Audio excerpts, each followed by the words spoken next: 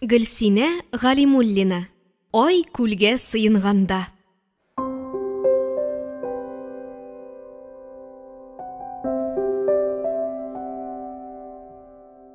Гөлсәхрә иртәнге сәгать 8 тулганчы яңа эш урынына барды. Аны моңарчы шушы йортта эшләгән җыйнак кына гәүдәле сөйкемле башкорт хатыны Вәлимә каршы алды. Иңелек аны үзе яшәячәк бүлмәсенә алып керде.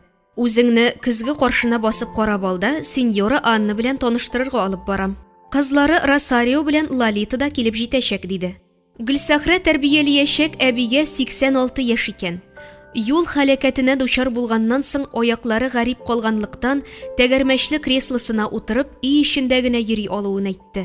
Мрамор кебек ак йөзле матур карчыкны ошатты Гөлсәхрә. Аның кар кебек ак чәченең үзенә килешле итеп ясалып, лак белән катырып куелганлыгына игътибар итте. Европада карчыклар менә нинди була икән дип сыкланып куйды. Вәлимә Гөлсәхрәне бу йортта ул башкарачак эш тәртипләре белән таныштырды.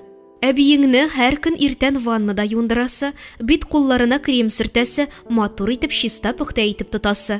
Синең хезмәтеңнән үзе дә һәм аның балалары да канәгать булырга тиеш. Шушы киңәшемне башыңа чырнап куй. Чөнки хезмәт хакыңны алар түли.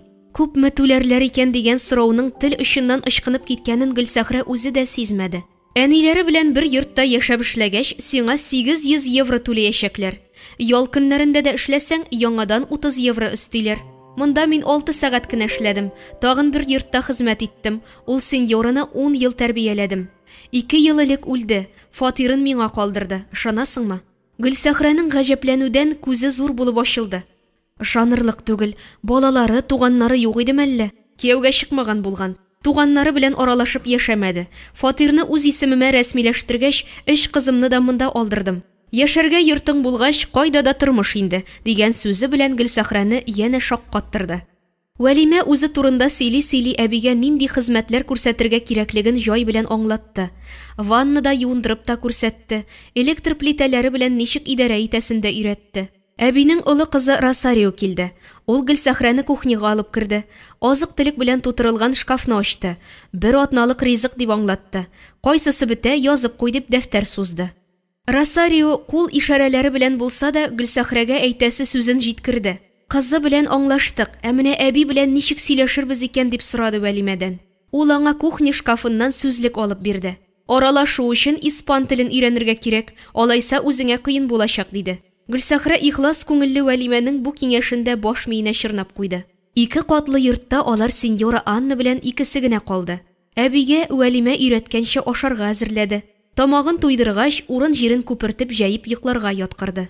Үз бүлмәсенә чыгып, кулына сүзлек алды. Испан сүзләрен ятлап утыра торгач, йокыга киткән. Ул җырлаган тавышка сискәнеп уянды. Атылып диярлек әби бүлмәсенә керде. Яткан килеш кычкырып җырлый. Янына килеп кулыннан тотып та карады. Тик әбинең туктар исәбе юк. Көн сайын төне буе җырлап чыкса, испан телен кайчан өйрәнәсе булыр икән. Көндез сүзлек тотып утырырга вакыты калмый. Өй идәнен көн сайын юасы, кирләрен юып үтүклисе, 4-5 тапкыр ашарга әзерлисе, ванна кертәсе, чәчен ясыйсы. Я Аллам, көч һәм сабырлык бир, барысына да түзәргә. Булдырагына алсам ярар иде Раббым. Төнлә тынычлап йокламаганга иртән күзе сызлап уянды. Кара чәй төнәтмәсен мамыкка тидереп күзенә куйды. Бираздан җиңләйде. Яңа көн туды, яңа тормыш башланды. Монда көннәр үзгәрешсез, гел бер төрле эшләр кабатлана. Кайберләре үтеп китмәс кебек озын тоела. Уйлар, уйлар, уйлар. Ул алардан качу өчен кулына каләм ала. Күз алдына улы Тимер Булаты белән Илдарханы, килене Луиза, оныгы Айтуган килеп баса. Күңел җәүһәрләре тамчы-тамчы булып, ак кагаз битенә шигырь юллары булып тама. Аптырамагыз балаларым, мин шигырьләр язганга. Хисләр, уйлар ярдан ташый, каләм алдым кулыма. Йөрәк ярсый, уйлар ташый, уем белән аңласам да, йөрәкне һич тоеп булмый еракларда туган җирдән. Сабыйларым, туганнарым, сезне күрәсе килүемне ялгыз айга сөйлимен. Бәләкәчем, алтыным, үсеп бетәрсең күрешкәнче. Еллар, айлар, көннәр узар, сине сөя алмыйча. 14 апрель 2011 ел. Шиттә ай да кояш та якын, тик балаларым еракта.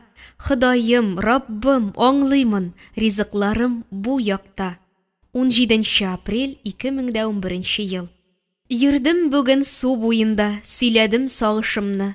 Агым сулар алып китәр дип бу кадәр авырлыкны. Агым суда күтәрмәде минем яр суларымны. Агуыннан туктап калды, дулкынланды, ургылды, тынычландырырга теләп җанымны. 21 апрель 2011 ел. Йырак җирдә минем юлым, ишкәк ишеп армас кулым, сагыш тулы күңелем, күз алдымда тик син, туган җирем. 25 апрель 2011 ел. Әбинең хәлен белергә кызы Росарио килде. Ул 60 яшьләр тирәсендәге ачык йөзле хатын. Гөлсәхрә аңа атна буе төнлә җырлаганын әйткәч, бик борчылды. Тынычландыра торган дару бирергә кушты. Әбинең шкаф тартмасыннан алып өстәленә куйды. Росариога азык-төлек исемлеген испан телендә язып биргәч, куанганы йөзенә бәреп чыкты, мактап куйды. Гөлсәхрә кесәсендә генә йөртә торган сүзлегеннән карап аңа җавап бирде. Росарио азык-төлек исемлеген тотып кибеткә китте һәм бик тиз кайтып та җитте. Колбаса белән сыр язмаган идем дигәч, алары үзеңә ашарга дип җавап бирде. Шит илдә бөтенләй ят кешенең аның өчен кайгыртуын тыюдан рәхәт булып китте. Дөньяны яхшы кешеләр бизи дигән уйдан күңеле яктырды. Әбинең ваннада юындырганда аяк тырнакларының калынайган икәненә күзе төште. Әнисенең алма сиркәсе белән дәвалаганын исенә төшерде. Көн сайын сеньора Аннаның да тырнакларына алма сиркәсе манчылган мамык куеп торды. Бер атнадан тырнакларының юқарып, аппак булып калганын күреп, әби үзе дә куанды. Синең белмәгәнең юк дип аркасыннан сөйде. Гөлсәхрә үзенең кул тырнагына лак сылаганда, әбинекен дә буяп куя. Олы кешенең әздән дә күңеле була. Аяк һәм кул тырнагын кызларына да күрсәтте. Шуннан соң кеше кызы ачык йөзле Лолита Гөлсәхрә белән кочаклашып күрешә, аңа бүләкләр бирә башлады. Испан җирендә эшсезлектән изоланып йөргәннән соң, ниһаять Гөлсәхрә беренче хезмәт хакын алды. Росарио аның кулына 800 евро акча тоттыргач, күкрәгенә кысып торды. Үзенә хәзер яшәү һәм ашау өчен түлисе юк. Кесәсендә 100 евросы калса, аңа шул да җитә. Филия белән Танига булган бурычын түләгәч, өстеннән авыр йөк ишелеп төшкәндәй булды. Балаларына акча җибәргәч, Испаниядә кичергән бөтен авырлык онытылды. Хыялым тормышка ашты бит дип, җаны тәне белән рәхәт, ләззәт кичерде. Почтадан кайтуга йөрәгеннән бәреп чыккан хисләрен тыяр өчен көндәлеген кулына алды. Балаларым, үзем еракта булсам да, дугаларым, җаным, күңелем белән һәр чак сезнең янда мин. Сез минем яшәүемнең мәгънәсе, юлларда исән-сау йөрегез дип язып куйды. Кисәк кулының хәле китте. Üzülеп балаларын оныгын сагынды. Әле генә акча җибәрүенә куанган иде. Мизгел эчендә шатлык белән ямансулык бергә кушылып, кайнар яшькә әйләнде һәм бите буйлап агып төште. Ул шушы мизгелдә туган ягына кайтып китәрдәй булды. Яше ихтыярсыздан бер үзлексез тама да тама. Йөрәк ярсуы һич басылмый. Көннәр елларны алыштыра, Гөлсәхрәнең 3 елы узып та китте. Анна әби гаиләсендә ул инде үз кешегә әйләнде. Һөнәр кулдагы алтын беләзек дигән гыйбәрә бик дөрес әйтелгән. Әбинең чәчен дә үзе кисә, кием салым кирәк булса да тегеп бирә. Аның тегүче икәнен белгәч, Лолита машина китерде. Үзләренең заказларын да аңа биреп тектерә башлады. Гөлсәхрәнең хезмәт хакында күтәрделәр. Ял көнендә эшләгәне, чәч кискәне, тегү теккәне өчен дә өстәп түлиләр. 500 евроны ай сайын балаларына салды. Сагынуына басар өчен ноутбук алды.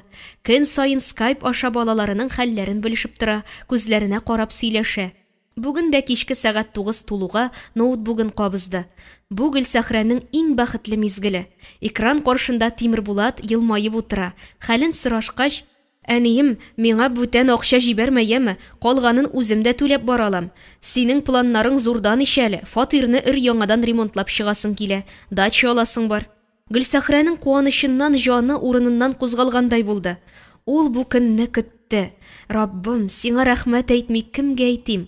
Мин бары тик сиңа гына ялварам. Син минем күңел авазымны ишеттең. Шатлыгын якын дуслары белән дә бүлешәсе килде. Танига шалтыратты. Тик аның тавышы бик сүлпән чыккан кебек тоелгач, сәбәбен сорады. Испаниядән иртәгә төнлә кайтып китәм. Монда бүтән яши алмыйм дигәч, Гөлсәхрәнең тәне шимердәп куйды. Сәбәбен сорады. Тәнем кычыткач чыдый алмыйча төрле дарулар эчтем. Берсенең дә файдасы тимәде. Күбрәк эчтем ахрысы. Ашказаным авырта башлады. Табибка күрендем. Климат аллергиясе биргән диде. Таниның көтелмәгәндә кисәк әйткән сүзеннән Гөлсәхрә бер мәл тынсыз торды. Иртәгә минем ял көнем. Синең яныңа үзем киләм, озатырга да барам. Бик яхшы булыр. Багажга сыймый торган әйберләрне посылка итеп салам. Почтага бергә барырбыз диде дә, сүз башларга кыймыйчарак торгандай тоелды. Нәрсәдер әйтәсең килә ахрысы. Син Рәлия турында ишеттеңме дип сорады. Бер ай элек скайптан сөйләшкән идем, пекарнясын эшләтеп җибәргәнен, иренә трактор алуларын әйтеп куандырган иде. Безнең дустыбыз Рәлия бүтән юк. Бер атна элек аларның күршеләрендә янгын чыга. Йорт эчендә бала калганын ишетә дә ярдәмгә ташлана.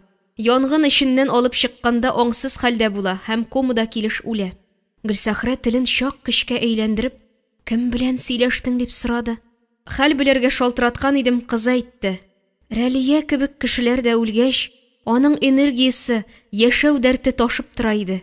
Сүзләре шушы нотада туктады. Нинди яхшы кешенең фаҗигале төстә үлеп китүен икесе дә бик авыр кичерде. Гөлсәхрә иртән әнисе янына Лолита килүгә, Тани янына китәргә әзерләнде. Мин сиңа бүләк алып килдем дип алтын алка бирде. Лолита, бу бик кыйммәтле бүләгеш. Әнине әйбәт тәрбиялисең, шуның өчен үзең дә бик чиста күңеллесең. Тырыш кеше. Гөлсәхрәнең куаныштан бит уртасы кымач кебек кызарып чыкты. Кат-кат рәхмәт әйтте.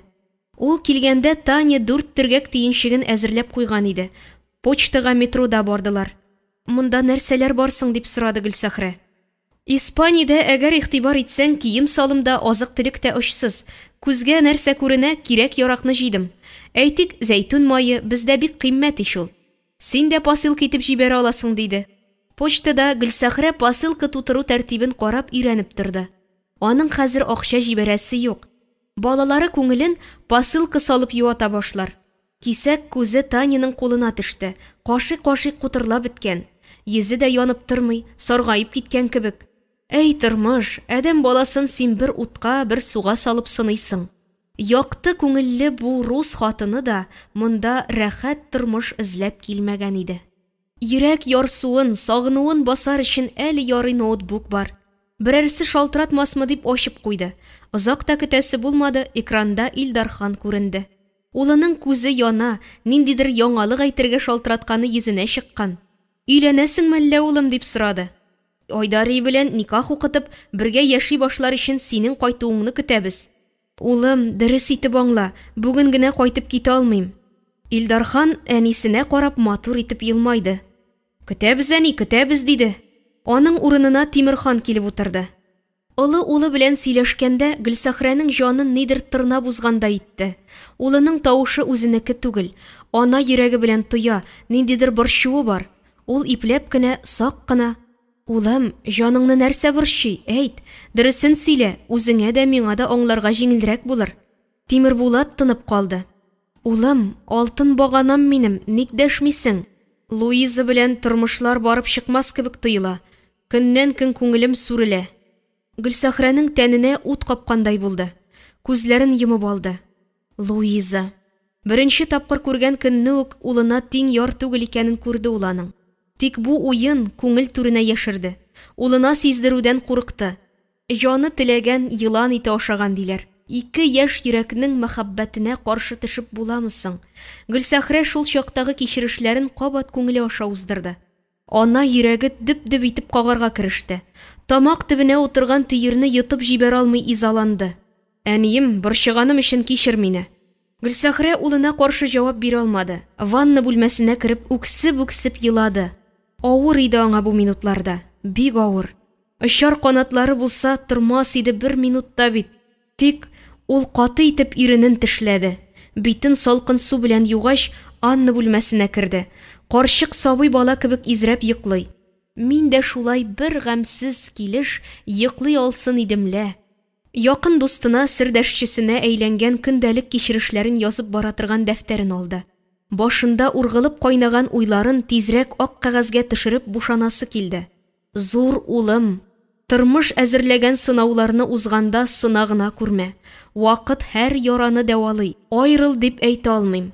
Барысы да яхшы буласына гына ышан балам. Синең исемең дә Тимер Булат. Тормышың башыннан белдем, синең тиңең түгелен. Тик сиңа каршы килмәдем, зур улым, балам минем. Гөлсәхрәнең ике күзеннән мөлдерәп кайнар яше тәгәрәп төште. Тимер Булат әнисенең җавабын көтеп һаман экран каршында утыра. Улым, айрыл дип әйтә алмыйм. Айтуганга авыр була. Бала хакына түзеп яшәргә туры килә. Үзең сайладың, үзең яраттың. 10 ел яшәдегез ичинде, моңарчы ярады. Тормышыңны җимерә күрмә, ризалыгым юк. Рая, кулыма массаж яса, оеп китте. Аннаның испан телендә әйткән һәр сүзен ул күңеленнән татарчага әйләндереп кабул итә дә, үз алдына куанып йөри. Эшли башлаган вакытларын бер авыз сүз испанча белмәгән чакларын исенә төшереп, көлемсерәп куйды. Тырышты, бик тырышты ул әби һәм аның балалары белән аралашу өчен алар телен өйрәнергә. Аз гына вакыты булса да, тизрәк испанча, русча сүзлек китабын кулына алды. Көндәлек кирәкле сүзләрне язып алды да, һәр бүлмәнең ишегенә элеп куйды. Гөлсәхрәнең тырыша-тырыша испан телен өйрәнергә теләве хуҗаларына да ошады. Көнгә берничә тапкыр әбинең кулына массаж ясау Гөлсәхрәнең яраткан эше. Ул аның сөякчел кечкенә кулын крем белән башта ипләп кенә сыйпый. Аннары йомшак кына итеп һәр бармагын уа, уч төпләрен ышкый. Әби шушы рәхәтлектән изрәп утыра. Син бик уңган хатын, Рая. Күп эш беләсең. Шәшемне дә үзең кисәсең, тегәсең дә, массажны да әйбәт ясыйсың. Үз илеңдә дә бай яши торгансыңдыр. Бездә мондый эш белгән кешеләр әллә ничә хезмәтче тоталар, чөнки байлыклары җитәрлек. Гөлсәхрә илтифат күрсәтеп әбине тыңлый-тыңлый үз эшен башкарды. Бу очракта нәрсә дип җавап бирсә дөрес булыр икән. Үз илемдә тегүче булып кына эшләдем. Байлыгым җитәрлек булса, монда килмәгән булыр идем. Анна уйшанланып торды да, аның сүзе белән килешкәнен белдереп, башын селкеп куйды. Аңлыйм мин тормышны. Байлыкны булдыру өчен янәшәңдә бик тырыш ирең кирәк. Ирем үлде дип әйттеңме әле? Гөлсәхрәнең сүзне артык озайтып торасы килмәде. Әйе дигәнне аңлатып башын кагып куйды. Аннаның сул як күз кабагы тартышып алды. Минеке дә 80 яшен түгәрәкли алмыйча вафат булды. Дөнья белән иртә бәхилләште дип ирен сагынып искә алды. Үзләренең бик матур яшәүләре турында сөйләде. 4 балаларын да ире белән кечкенәдән эшкә өйрәтеп үстергәннәр. Кызлары Росарио белән Лолитаны сәүдә эшенә әзерләгәннәр.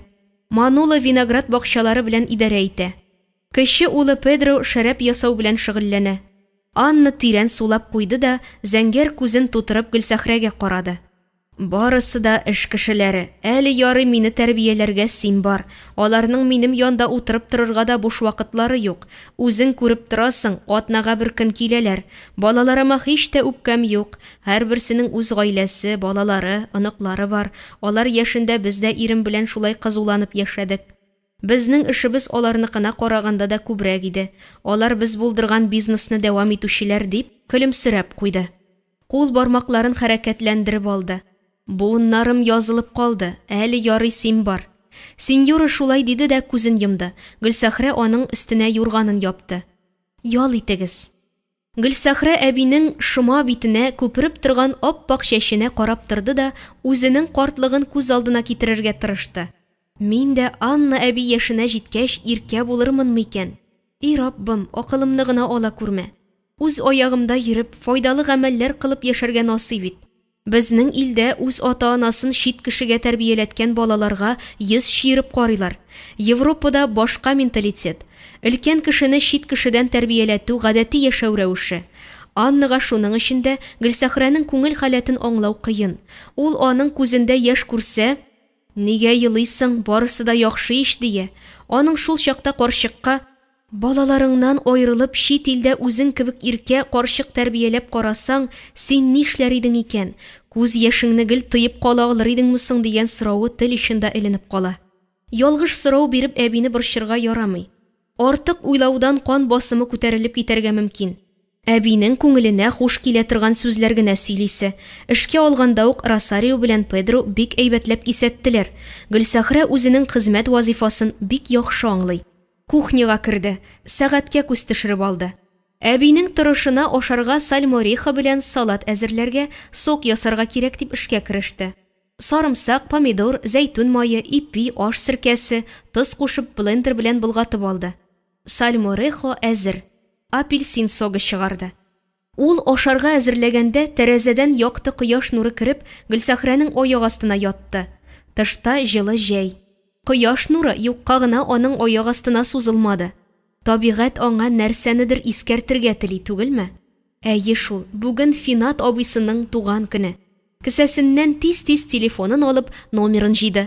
Әйтерсең лә ул сеңлесенең шалтыратканын көтеп торган. Гөлсәхрә апайым, ничек яшисең? Шит җирдә авыр түгелме дип беренче булып үзе сүз башлады. Язмышның бормалы юллары, йөртә мине шит җирдә. Ходаем көч, акыл бирде, авырлыкны сыгылмыйча җиңәргә.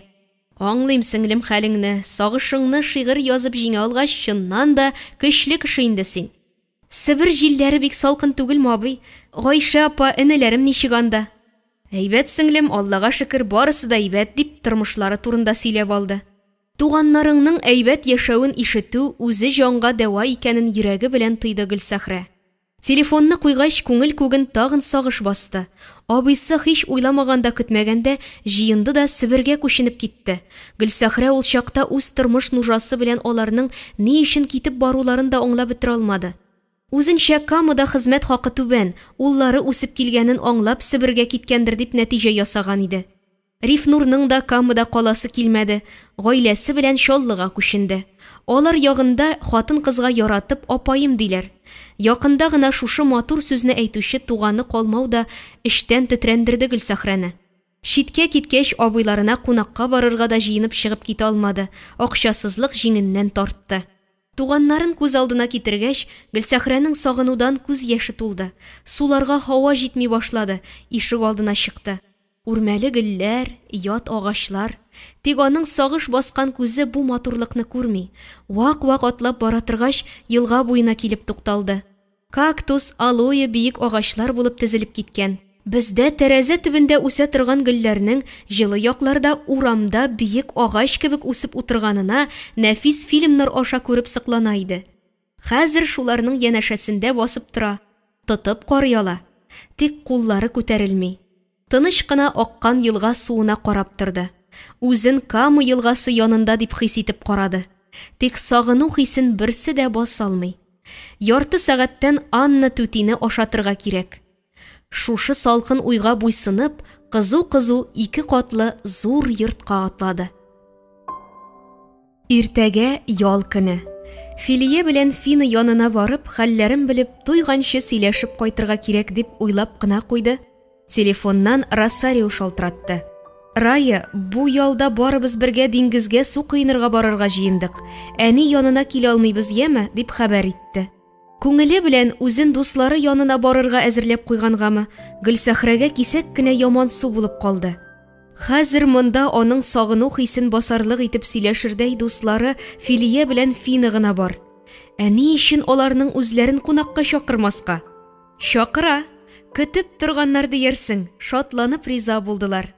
Гөлсәхрә дуслары килешкә балык белән шубу ясады. Тыкмач кисеп аш пешерде, кыймак камыр булгатып куйды. Анна әбине ваннада юындырып, тамагын туйдырып, караватына яткырды. Әбинең йокы режимы билгеле. Төнге 12-гә кадәр йоклый, аннары җырлый башлый. Гөлсәхрә аңа тынычландыра торган дару биргәч, тагын йоклап китә. Кичке 6-да Филия белән Фина килде.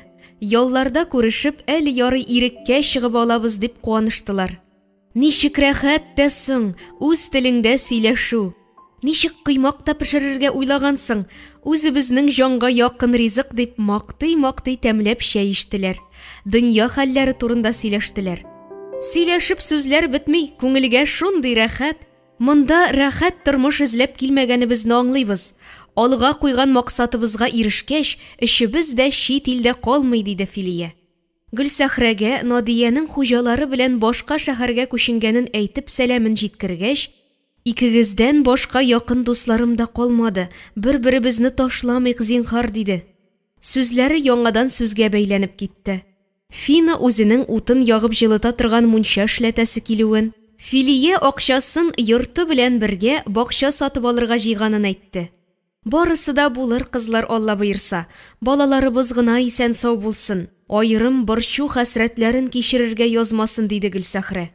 Филия аның күзенә туры итеп карап торды да: "Син бигрәк бәбилисең улларыңны. Алар инде үзләре әти кешеләр түгелме соң?" "Шулайын шулай да, тик барыбер сабыйларым диясем килә." "Килешәм, әти-әнисе исән вакытта ничә яшьтә булуына карамастан, бала һәр чак бала инде ул." Дусларын заткач, Гөлсәхрәгә кисәк яман су булып калды. Үз-үзен кая куярга урын таба алмады. Балаларын сагыну хисе ташкын кебек җанын урап алды. Йөрәге кысыпмы, чәнчепме авырта башлады. Тәненең хәле китте. Бүлмәсенә кереп, караваты читенә барып утырды да үз-үзен кочаклады. Күңеле белән уллары һәм оныгы янына ыргылды. Башын тезенә куеп, сабый бала кебек үксеп елап җибәрде. "Ярты йөрәгем сезнең янда шул җимешләрем, ярты йөрәк ничек түссен? Сезгә ярдәм итәсем килгәнгә йөримиш мин чит җирләрдә." Гөлсәхрә иртән тәрәзә аша кергән җылы кояш нурына кыенып уянды.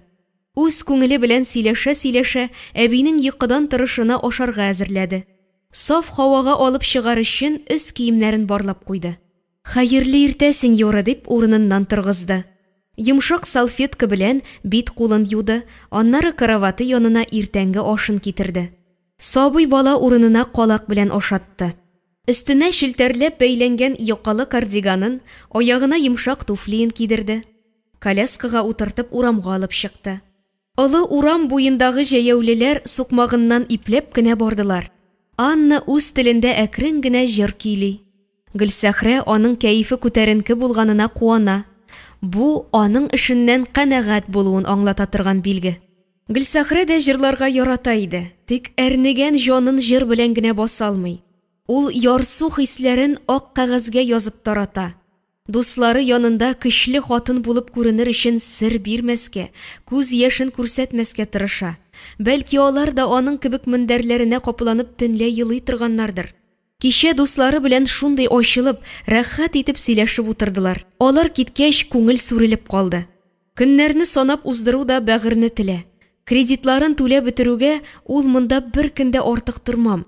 Сагынып, саргаеп яшәр өчен бирелгән мен яңа гомер дигән иде дә, шул чагаңа ипләп кенә күңеленең эчке авазы дәште. "Тукта, кызый, ашыгып сөйләшмә. 3 елдан артык вакытың узып бара. 54 яшеңне тутырдың. Пенсия яшең якынлашып килә. Шуңарчы түз." Гөлсәхрә күңел авазына буйсынды. Камага кайтып, кая эшкә урнашам дигән сорауга җавап таба алмады. "Монда хезмәт хакым әйбәт, балаларыма посылка салып торам, пенсиягә чыгарга ярты ел кала кайтырмын", дип үз-үзен тынычландырды. Чит илдә яшәүнең тел белән генә әйтеп аңлатып булмый торган иң четерекле ягы ул җир-су. Туган ягыңның һәр урамы, хәтта тыкрыкларга кадәр искә төшә дип уйланып барганда, шу, каршына Әхсән килә түгелме? Әллә саташа башладым инде, Ходаем. Ул кисәк туктап калды. Анна башын аңа таба борып, сораулы карашын төбәде. Әхсәнгә охшаган ират янәшәсеннән үтеп киткәнче урыныннан кузгалмады. Аяк атлавы, киң җилкәсе, гәүдәсенә кадәр нәкъ Әхсән. Ир кеше аның яныннан кызу-кызу атлап юлын дәвам итте. "Әхсән, Әхсән", дип эндәште Гөлсәхрә. Керсез күңел белән аны яраткан бердән бер ир егет. Бу бит чыннан да Әхсән, ник борылып карамый? Ул бала чагында яшел яр буенда уйнагандагыча итеп, урамны яңгыратып, "Әхсән!" дип кычкырды. Ир туктап калды, аңа таба килә башлады. "Бу чыннан да синме? Әллә күземә генә күренәсеңме? Син монда нишлисең? Бу әби кемең?" дип бер-бер артлы сораулар яудыра башлады. Гөлсәхрә Әхсәннән күзен дә алмыйча һәр сорауына җавап бирде. "Ә сине монда нинди язмышлар китерде?" "Татарстаннан берничә профессор, фәнни конференциягә килдек. Шәһәр белән танышырга чыктым. Иртәгә кайтып китәбез инде."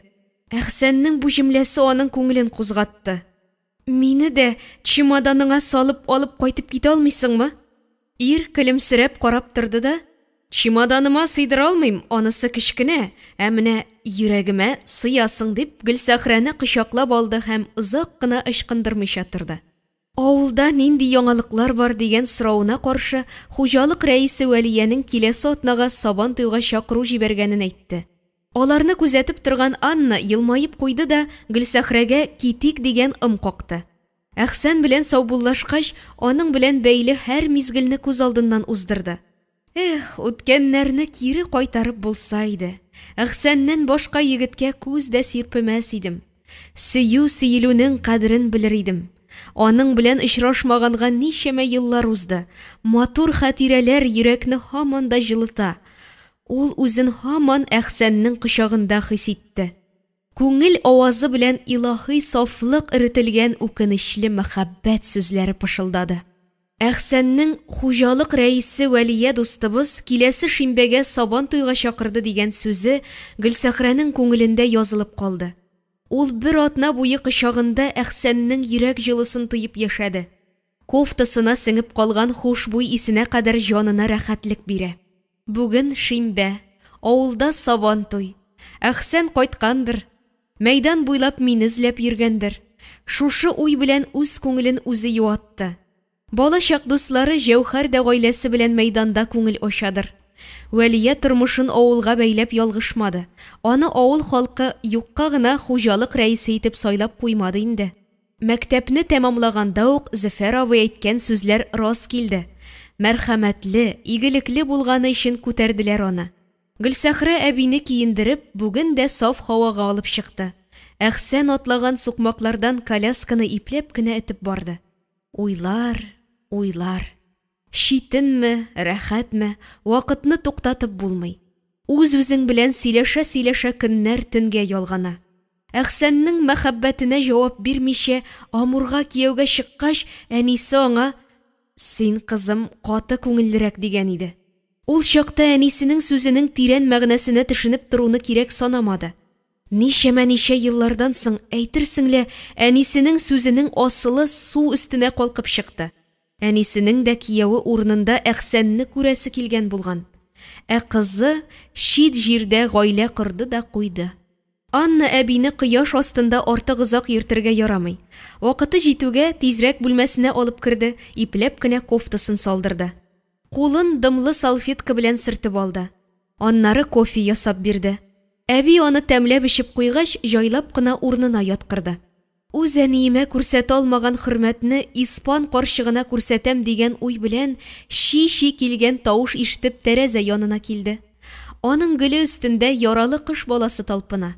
Гөлсәхрә нәни җан иясен бер кулына алды, икенче учына су салды да кышчыкка эчерде.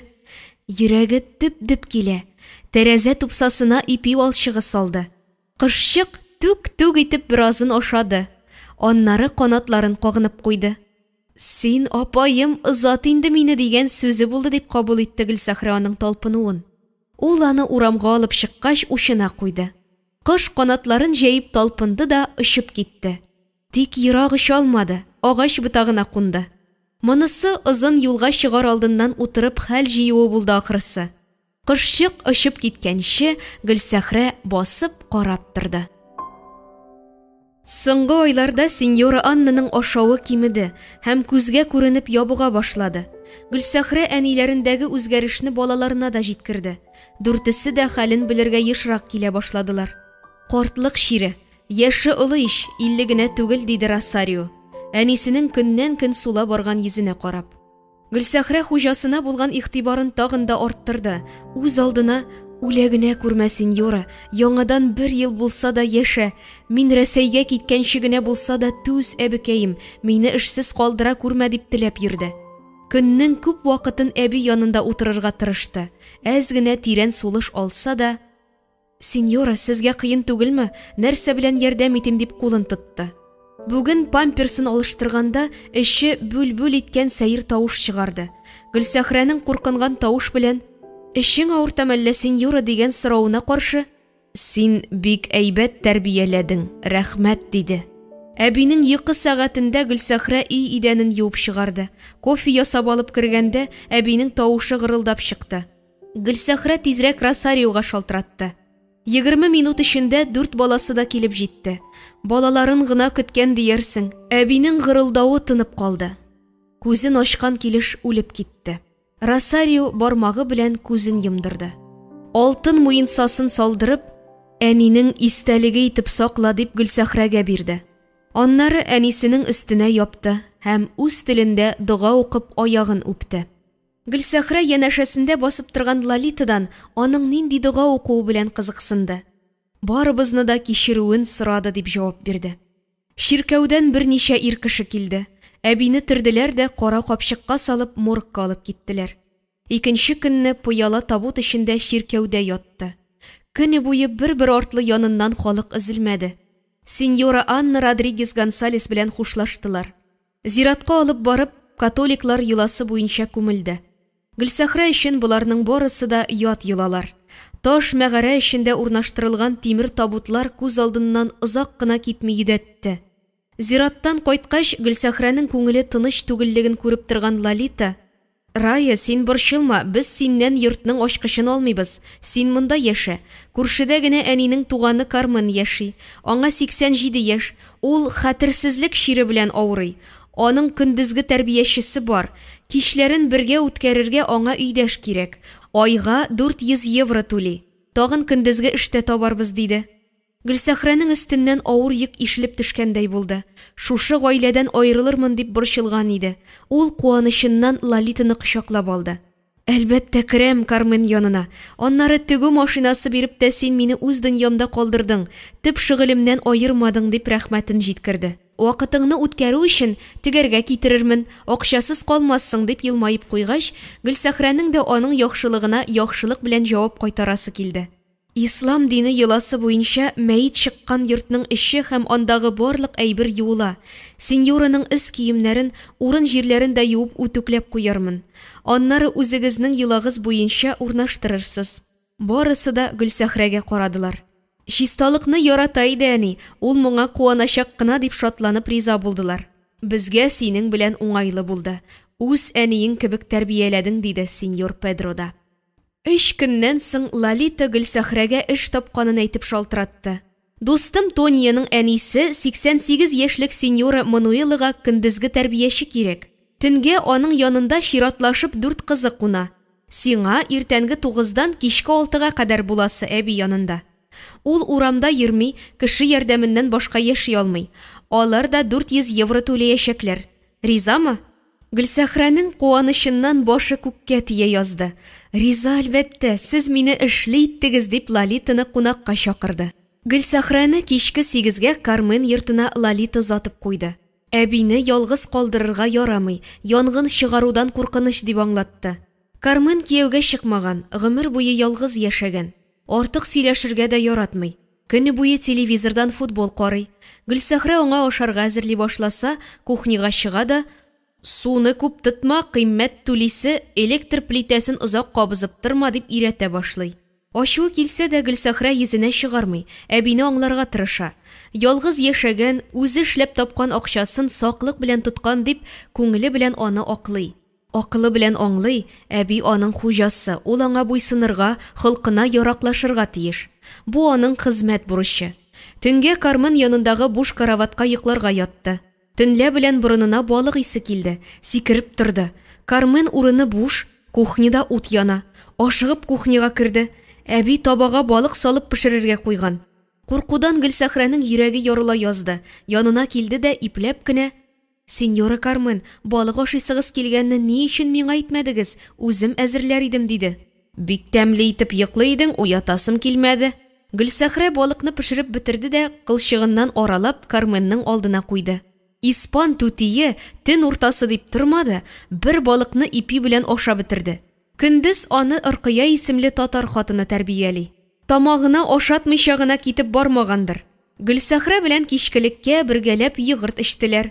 Аңламассың бу әбекәйне, иртән Ыркыядан сорашып бетерәсе булыр дип йокларга яттылар. Гөлсәхрә сәгатькә күз төшерде. Угы төнге 2-гә якынлашып килә. Картлык белән бергә һәр кемнең үз сәерлеге барлыкка килә ахрысы. Сеньора Анна төнлә җырлап җибәрә иде, ә Карменның төнлә тамагы ача, торып ашарга пешерә торган гадәте бар. Киләсе елга Гөлсәхрә үзенә дә 55 яшь туласын уйлап, әбиләрнең сәер гадәтләренә артык игътибар итмәскә кирәк дигән нәтиҗә ясады. Бу дөньяда һич кайчан минем белән яки минем балаларым белән булай булмас дип әйтергә ярамый. Гөлсәхрә Карменны да ничек бар, шулай кабул итәчәк. Сеньора Мануэла нинди холыклы булыр тагын?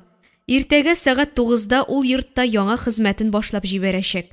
Нинди генә булуына карамастан аңа да ияләшәчәк, түзәчәк. Монда эшләргә килгән һәр гастарбайтерның банклары шушы көйсез әбиләр. Бу хатын кызның сабырлыгы сынала торган хезмәт урыны. Шул ныклыгың бәрабәренә сиңа хезмәт хакы түләнә. Монда да акча дигән иблис җиңел генә керми. Әле ярый хуҗалары әйбәт кешеләр булып чыкты. Росарио белән Лолита аңа отпускны дип тә төп хезмәт хакына өстәп елга бер тапкыр 800 евро түләделәр. Шатлыгын Тани белән уртаклашкач, монысы бәхет эше. Эш бирүчеләреңнең нинди кешеләр туры килүеннән тора. Сорап ала торган акча түгел. Минем хуҗалар финанс хәлебез начар дип түләмәделәр дигән иде. Гөлсәхрә хуҗаларыннан уңды. Сеньора Аннаны ял көне караган өчен 30 евро түләделәр. Тегү машинасында вак-төяк ремонт эшләре башкарганга 10-15 евро алды. Әниләренең чәчен кискән өчен дә Лолита гел 5 евро бирде. Ул яктан моңарчы бәхете булды. Моннан соң ничек булыр? Гөлсәхрәнең таң беленә башлаганчы күңел күген шушы билгесез уйлар әйләндереп алды. Карменга иртәнге кофе әзерләп йөргәндә көндезге тәрбиячесе Оркыя килеп җитте. 50 яшьләр тирәсендәге ихласлыгы йөзенә чыккан милләттәше белән Гөлсәхрә уртак телне тиз тапты. Әбинең төнге балык кыйссасы турында сөйләвен тыныч кабул итте. Яңалык түгел, ашаганын оныта ул диде. Көндез дә әллә ничә тапкыр кухняга кереп, әле бәрәңге әршергә, әле кишер турарга керешә. Өлкән кешедә хәтерсезлек дигән авыру бик хәтәр шир икән дип уйлап йөрим үземдә. Бер сүзне кат-кат сөйли, аны туктатырга да ярамый, үпкәли. Монда сайлап ала торган карчыклар юк шул. Бәхетең кемнән шуңа хезмәт итәсе диде дә Оркыя, май кояшы кебек елмаеп, Карменны барып кочаклап алды. Әйбәт кенә йокладыңмы дип хәлен сорашты. Гөлсәхрә дә хуҗасы һәм Оркыя белән матур итеп саубуллашып, эшкә сеньора Мануэла йортына китте. Ул килгәндә әби бик тырышып телевизордан сериал карый иде. Анны йортында яхшы экономка булгансың. Кызым Тониягә мактаганнар сине. Бездә дә начар булмас, кызларым яхшы минем, диде Мануэла. Рәхмәт, сеньора. Испаниядә 4 елдан артык эшлим. Матур яшәрбез, Алла боерса. Сиңа нәрсә әзерлим? Ни ашыйсың килә дип сорады. Кухня шкафында суыткычны да ачып кара. Азык-төлек шунда. Меню өстәлдә дигәч, Гөлсәхрәгә җиңел булып китте. Кызлары тәрбиячегә ышанып, әниләренә теләсә нәрсә әзерләтмиләр. Гөлсәхрә менюны кулына алды. Әбигә пешерелә торган һәр ризыкның рецептына граммлап язылган. Ничә калак сөт, ничә калак май. Сәгать 10-да бәрәңге буламыгы белән 50 грамм тауык итен микродулкынлы мичтә җылытып бирәсе. Эссе килеш кабарга ярамаганлыгы да искәртеп куелган. Көндезге ашы беренче яртыда, аннан соң 4-тә, 7-дә, 9-да. Төнгелеккә кефир. Гөлсәхрәнең бу көне озак узган кебек тоелды. Сеньора Мануэла бик аз сүзле, сөйләшеп утырырга яратмый. Тик тормас өчен чиста булса да идәнен юып алды. Әбинең берничә киемен юып белде. Кухнядагы савыт сабаларны сода белән ышкып юды. Кызлары килешкә үзенең тик тормаганын күрсәтергә дә кирәк. Кичке 8-дә кызы Тония килде. Гөлсәхрә белән җылы итеп исәнләште. Аннары Рәсәй турында сорашты. Шулай җайлы гына танышып киттеләр. Мануэла янына йокларга һәр көнне кичкә 4 кызы чиратлашып килә. Арада иң ачык йөзлесе Тония булып чыкты. Башкалары үз дөньяларында яши торган хатыннар. Күңел ишекләрен чит кеше кага торган түгел. Гөлсәхрә шунысына игътибар итте. Мануэла үз кызлары белән дә эчкерсез итеп сөйләшеп утырмый. Читтән карап торсаң, бер-берсенә ят кешеләр кебек. Кызларының һәр берсе килү белән кофе ясап ала да, шуны аз-аз йотып, айпатына каплана. Кемнәр беләндер шалтыратышалар, сөйләшәләр. Барысы да эш кешеләре, үз бизнесларын үстерү белән шөгыльләнә. Мануэланың да кызлары белән сөйләшеп, аларның вакытларын сарыф итәсе килми торгандыр дип, ана күңелен аңларга тырышты. Кармен янына эшкә төнге сменага килгәндә, әле Оркыя китмәгән иде. Әбинең күлмәкләрен үтүкли. Аның янәшәсендә 10-12 яшьләр тирәсендәге яшь үсмер кыз бала да басып тора. Булышчың да булган әле синең, диде Гөлсәхрә. Ыркыя аңа ягымлы итеп карап куйды да ачылып китте. Испаниягә эшкә килгәндә аңа 35 яшь булган. Бер тапкыр да кияүгә чыкмаган. Нәкъ Гөлсәхрә кебек ул да тегү ательесында эшләгән. Чит илгә барып акча эшләүче дус кызларына ияреп Испаниягә килә. Кайдан эш табарга дип йөргәндә, аларга испаннарның холидей дип аталган күңел ачу үзәгенә барырга киңәш итәләр. Эш бирүчеләр белән танышырсың дигән сүзгә өметләнеп бара Ыркыя. Залдагы халыкның 90% өлкән яшьтәгеләр. Испан музыкасына бииләр, бер-берсе белән танышалар. Карап торсаң, 80 яшьлек бабайларың үзләрен егетләр дип хис итеп йөриләр. Гәүдәләрен шундый җиңел хәрәкәтләндерәләр. Шак катып басып торганда, мине ирләр төркеме әйләндереп алды. Башта куркып калдым. Нәрсәдер әйтергә испан телен белмим. Берсе русчалатып, "Беребезне сайлап ал" диде. Алар арасыннан үзем яшендәгесенә елмаеп куйдым. Янәшәмдә шул ир калды. Башкалары читкә китеп биюләрен дәвам итте. Әйбәтләбрәк карасам, 40 яшьләр тирәсендәге бу ир инвалид коляскасында утыра. Карлос дип танышырга кулын сузды. Гарип кеше яныннан китеп барырга намусым җитмәдеме? Әллә инде аның балаларча самими күз карашы үзенә җәлеп итте. Үзем дә аңламый калдым. Оля дип кулымны суздым. Озак кына ычкындырмыйча торды. Аның күк йөзе кебек чиста күз карашы мине башымнан аягыма кадәр капшап чыкты. Уңайсызланып басып торганымны сизде. Русча вата сындыра, "Работа есть" дип сорауына каршы "юк" дигәнне аңлатып башымны селектем. Ул миңа адресын язып бирде.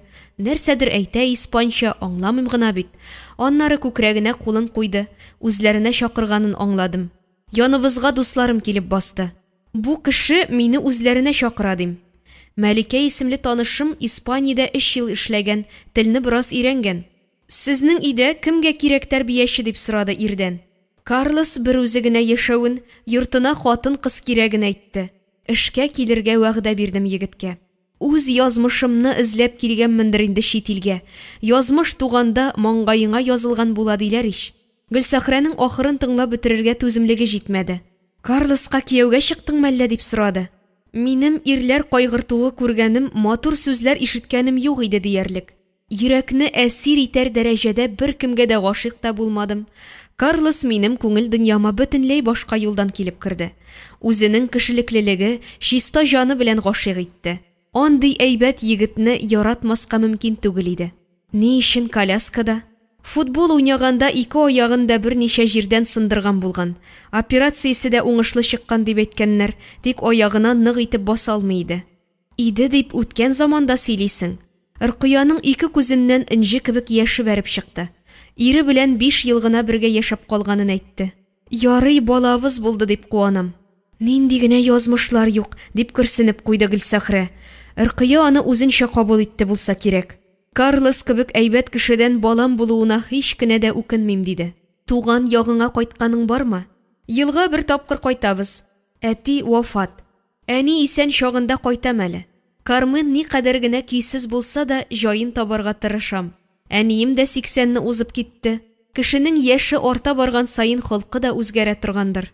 Гөлсәхрә Ыркыяның һәр сүзендә үз-үзен ипле итеп тотышында, тыйнаклыгында чын татар хатын-кызы йөзен күрде.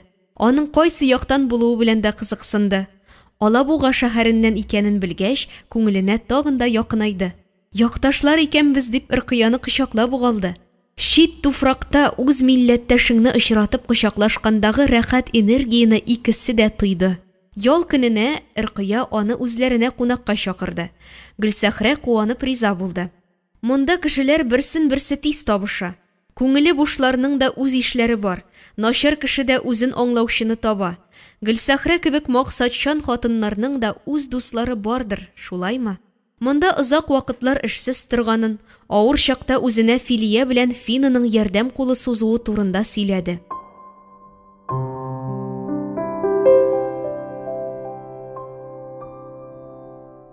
Бүген Кармен төнлә начар йоклады. Берничә тапкыр урыныннан торып тәрәзә янына барып басты. "Нәрсә карыйсың, сеньора?" дип аның янына Гөлсәхрә дә килде. "Һаман таң атмый, яшь чакта тиз ата иде." Аның җавабы Гөлсәхрәне елмаерга мәҗбүр итте. Кармен дөрес әйтә. Әйе, шулай. Еш вакытта башыңны мендәргә салып, йокыга изрәп кенә китәсең. Тәмле төшеңне дә азагына кадәр күреп бетерә алмыйча, сәгать шалтырауына сикереп торасың. Мәктәптә укыганда дәрескә, хезмәт еллары башлангач, эшкә соңга калмас өчен ашыгасың. Гомер буе ашыгып, кабаланып яшәлде. Сәгать теленә карамыйча, үз җаеңа гына яши торган вакытны күреп булыр микән? Гөлсәхрә үз янында басып торган Карменга карап көлемсерәп куйды. Уйлап карасаң, үзе дә гомеренең шушы чорына кереп бара ич. Пенсия яшенә якынлашып килә. Тынычлап, тәмләп йоклыйсы көннәре алда әле.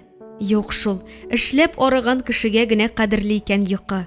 Кармен өчен аның хаҗәте юк. Хәрәкәт булмагач, гәүдәсе арымый, тәне 8 сәгать йокы сорамый. Кызык. Гөлсәхрәнең моңарчы һәр төрле рәхәтлекнең дә үз вакыты булуы турында уйлап караганы юк иде әле. Үзенең дә Кармен кебек таң ник озак ата дип сорап утырасы көннәре булмас дип тә әйтергә ярамый. Бу сораулар барысы да картлыкның үзе белән бергә ияреп килә торгандыр. Гөлсәхрәнең Кармен һәм Мануэла сеньораларга хезмәт күрсәтеп, аларның холкына ияләшү процессы белән вакыты тиз уза башлады. Һәр яңа көнне үз иленә, үз йортына, газиз балалары янына кайтуны якынайта дип куанып каршы алды. Ял көннәрендә кибетләрдә йөреп, матур-матур үз киемнәре сатып алды. Сагынуын басар өчен балаларына айга бер тапкыр посылка җибәрде. Киемнәр арасына гел 2 шешә зәйтүн мае тыкты. Аны башта кара пакетка төрә, аның өстеннән скотч белән чорный. Рәсәйгә посылка җибәрү очсыз түгел, 130 евро түлисе. Ана өчен балаларын куандыру акчага караганда кыйммәтрәк. Посылка җибәргән көнне Гөлсәхрәнең күңеле сөенеч хисеннән тулып ташый. Почтадан кайту юлында күп төрле кафелар тезелеп киткән. Һәр кайсы халык белән тулган. Испан халкының иртән кафега барып тукланганын аңлый алмый Гөлсәхрә. Үз гаиләң белән бергәләп ашауның олы бәхет икәнен аңламыйлар мәллә алар. Аның кебек читкә китеп, сагынып яшәгәннәре юк микән әллә? Бу әби бабайлар үзләренә бутка гына пешереп ашый алалар ич инде. Эшкә барасылар юк. Ял көннәрендә кафеның урам ягындагы өстәлләре дә халык белән шыгрым тулган була. Бер стакан сыраны йотып кына эчеп, көнне шунда сөйләшеп утырып уздыралар. Испаннарның яшәү рәвеше бөтенләй башкача. Католикларның бәйрәмнәре дә елга берничә тапкыр була, һәм ул шәһәр күләмендә зурлап уздырыла. Урамнар, кибетләр төрле зурлыктагы уенчыклар белән бизәлгән. Әйтерең юк, һәр милләтнең үз дине һәм үз йоласы бар. Католиклар арасында дини кануннарга буйсынып яшәүчеләр күп дигән фикер калды Гөлсәхрәдә. Ширкәү яныннан узганда, анда агылучы халык төркемен күргәч, бүген бәйрәмнәре икәнен аңлады. Үзләренең теле белән динен саклап яшәүче испан халкына карата күңелендә хөрмәт уянды. Кулында Иркыя биргән адрес. Менә ул аның 2 катлы җыйнак кына йорты каршында басып тора. Якташы алдында вәгъдәсез булып каласы килмәде. Капкадагы кыңгырауга басуга ачылып та китте. Килсә генә ярар иде дип көттем сине дип каршы алды Иркыя. Миштән кайнар эчпочмаклар алды. Аларны матур чәчәкле тәлинкәләргә салып бирде. Үзебезнең милли ризыкны ашыйк әле диде. Гөлсәхрәгә Иркыядан шундый җылы энергия килә. Аның йомшак тавышы күңелен иркәли. Сүзләре гадәттәгечә уртак темалары булган Карменга килеп тоташты. Кеше ул Гөлсәхрә яшьрәк чакта гына эчкерсез була торгандыр дип уйлый башладым. Олыгайган сайын күңел тупаслана, дуслык хисләре кими торгандыр. Кармен кебек шәхси ымтылышлары искә чыга башлый ахрысы. Ул да бит үзенә күп игътибар сорый. Аның холкына акча түләгән өчен генә без түзәбез. Әмма аны балалары булса да килә бетерә алмаслар иде диде Иркыя. Аннары сеньора Мануэла турында сорашты. Анысы Кармен кебек үк түгел, кирәген генә сөйләшә. Әгәр дә үзем эндәшмәсәм, көне буена да бер сүз әйтмәскә мөмкин. Менә шундый кеше. Иртәдән алып кичкә кадәр телевизор карый. Бигрәк тә футбол карарга ярата. Иң кызыгы шул, Барселона уенчыларының һәрберсенең исем-фамилиясен белә. Тыңлап торсаң, шуларга көч биреп утыра, кайсындыр сүгеп тә ала. Иркыя аның сөйләгәнен тыңлагач, Европа кешеләре үзенчәлекле халык, минем Карлсонда спортка мөкиббән кеше иде. Ул да Барселона уенчыларының һәр чыгышын телевизор аша карап барды. Футболны берничә тапкыр Барселонага барып та карадык диде. Ике якташ кичкә кадәр вакытларын бергә уздырды. Холидей күңел ачу үзәгенә дә кирип чыктылар. Гөлсәхрәнең бирегә беренче тапкыр аяк басуы булганга, аңа мондагы өлкән кешеләрнең үзләрен яшьләрчә хис итеп йөрүләре башта гаҗәпләндерсә дә, аннары соклану тудырды. Шушында танышып бергә гомер итүчеләр дә бар. Карлсон белән еш килә идек монда. Бию мәҗбүри түгел ич. Испан көйләрен тыңлап, рухи дөньяңны, күңелеңне ял иттереп кайтсаң әйбәт. Аның фикерен Гөлсәхрә дә хуплады. Өлкәннәр өчен шушындый үзәк булуы бик әйбәт дип саныйм. Өйдә берегеп утырганчы вакытларын үз ишләре арасында күңелле итеп уздыралар. Ял көннәрен көтеп алалар, барыр урыннары бар. Монда килеп җилкенеп кайтуы, яңа кешеләр белән танышу, үзе үк өлкән кешенең сыры тормышын бизи. Алабуга белән Камада да шушындый үзәк ачсалар, безнең өлкәннәр дә бик теләп йөрерләр иде дип сөйләшеп утырганда, Гөлсәхрә каршына ыспай гына гәүдәле ир килеп басты да биергә чакырды. Без кайтырга җыенган идек, гафу итегез дип Гөлсәхрә урыныннан үзенең ничек сикереп торганын да сизми калды. Иртәгә көтәм, килегез. Урамга чыккач Гөлсәхрә кызык булып китте. Монда күбрәк йөрсәң, чыннан да егет табып була икән. Ну, пенсиягә чыгар вакыт җитеп килә шул, сыңардың абзый дип, үз сүзеннән үзе кычкырып көлеп җибәрде. Икесе дә көлешеп алдылар. Юлда якташларның сүзләре сүзгә ялганды. Ыркыя Гөлсәхрәне үзендә кунарга чакырса да, ул сеньора Анна йортына кайтты. Өйдә ут күргәч, тәненә рәхәт җылы йөгерде. Ә инде ишекне ачып кергәндә, испанча җырлашкан тавышлар ишеткәч тукталып калды. Зал ягыннан Росарио чыкты. Әнисе йортын буш тотмас өчен бәйләү курсы ачып җибәргәнлеген әйтте. Гөлсәхрәне үзләре янына чакырды. 60-70 яшьлек 15ләп хатын-кыз җырлый-җырлый ак җептән челтәр бәйлиләр. Менә сиңа испаннар. Вакытларын бушка үткәрмәс өчен нинди генә чаралар уйлап тапмыйлар. Картлары Холидейда күңел ача, карчыклары курсларга йөреп үз күңелен күтәрә. Гөлсәхрә челтәр бәйләүчеләргә күз төшереп утырды. Кайберләре өстәл искәтере, икенчеләре салфетка бәйли. Росарио аларга төрле-төрле бәйләү үрнәкләре күрсәтә. Бәйләүчеләр төркеме сәгать теле 9га якынлашуга кайтырга җыенды. Росарио аларның һәрберсе белән кочаклашып саубуллашты, хәерле кич теләп озатып җибәрде. Росарио Гөлсәхрәгә яшерен сыр әйткәндәй бәйләү төркеменә йөрүчеләрдән җыелган акча белән йортның салымын түләячәген белдерде. Син дә атнага бер генә көн монда кайтып йоклыйсың. Безгә дә өйгә ешрак килергә сәбәп була дип, Лолита белән бергә уйлап таптык бу курсны диде. Гөлсәхрә атнага ничә тапкыр оештырылуы белән кызыксынды. Кичке 6дан 9га кадәр көн сайын яңа кешеләр өстәлеп тора. Беренче көнне 5 генә иделәр, бүген 6нчы көнгә 15 булдылар. Бик тә игелекле эш белән шөгыльләнәсез, Росарио. Безнең татарларда һөнәр кулдагы алтын беләзек дигән әйтем бар. Хатын кызга кул эше белән шөгыльләнү үз уйларын тәртипкә тоту өчен дә файдалы ул. Гөлсәхрәнең бу фикерен Росарио күтәреп алды. Бик дөрес әйтәсең, чыннан да шулай ич. Бәйләгәндә эчке халәтең тигез сулый. Кулың белән тудырган матурлыкка сыклана-сыклана онытылып бәйлисең дә бәйлисең. Испан хатыны белән татар хатыны кул эшләренең кеше җанын дәвалый торган шифалы шөгыль икәне турында 1 сәгать гәп кырганнан соң, син әниебезгә генә түгел, безнең гаилә эчендә ышанычлы кеше булдың, Рая. Күпме телисең безнең йортта шуның кадәр яшә, диде Росарио. Гөлсәхрәнең дулкынланудан йөрәге кагып куйды. Испаниядә тоташ җәй булгач, ел фасыллары алышынганы артык сизелми. Бездә хәзер кышның соңгы ае. Аннары җир өстенә яз килә. Май аенда эшләрмен дә җәйге матур иртәдә туган ягыма кайтып китәм, Алла боерса. Отпускыгамы? Юк, Росарио, бөтенләйгә. Көзгә 55 яшемне түгәрәкләп пенсиягә чыгам. 33 яшенә җиткән улым бар ич әле минем. Аның никах вәгъдәсе җитте. Әтиемнең 90 яше тула. Олы юбилейна кайтып җитәсем килә. Зур эшләр көтә мине, Росарио. Гаиләңнән аерылып читтә яшәү җиңел түгелдер әлбәттә. Тик сине без дә яратабыз дигән сүзе Гөлсәхрәнең нечкә күңеленә шифа булды. Росарионы озаткач тиз генә йоклап китә алмады. Яңадан 90 көннән балалары янына кайтасын күз алдына китереп хыялланып ятты. Шит илдә узган 5 ел гомеренең һәр мизгелен кабат-кабат күз алдына китереп, хәтерендә яңартып чыкты. Бу еллар аңа шит илдә эшләүче гастарбайтерлар тормышын өйрәнү өчен ачы сабак та булды. Аллаһ Тәгаләнең везение дигән сәгатенә туры килеп, юлыңда Росарио, Лолита кебек мәгънәле кешеләр очраса гына яши аласың шит илдә.